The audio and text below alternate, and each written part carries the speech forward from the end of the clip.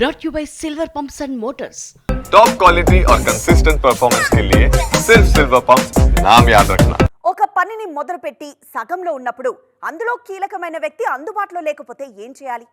పర్వాలేదులే, ఏదైతే అదే అవుతుంది అనుకొని సాగాలా, లేకుంటే మళ్ళీ ఆ వ్యక్తి వస్తారేమోనని ఆగాలా? పోనీ వస్తారో రారో తెలుసుకుందామన్నా సిచ్యువేషన్ సహకరించకపోతే?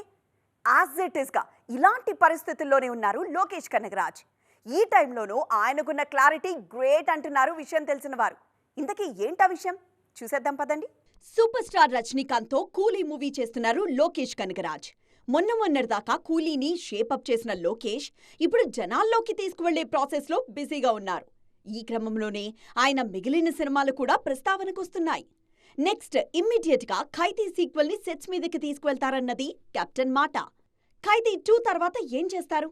అసలు లోకేష్ కనగరాజ్ యూనివర్స్ కంటిన్యూ అవుతుందా లేదా అన్నది జనాల్లో ఉన్న అనుమానం.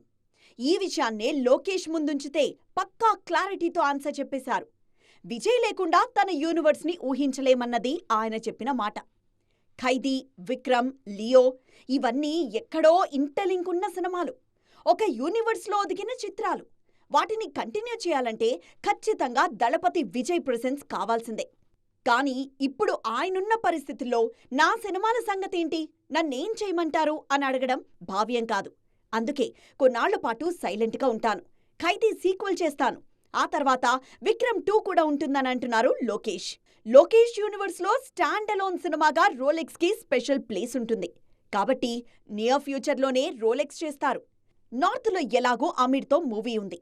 ఇవన్నీ కంప్లీట్ అయ్యే టైంకి విజయ్ సినిమాల్లో కంటిన్యూ అవుతారా లేదా అనే విషయం మీద కూడా పక్కా క్లారిటీ వస్తుంది.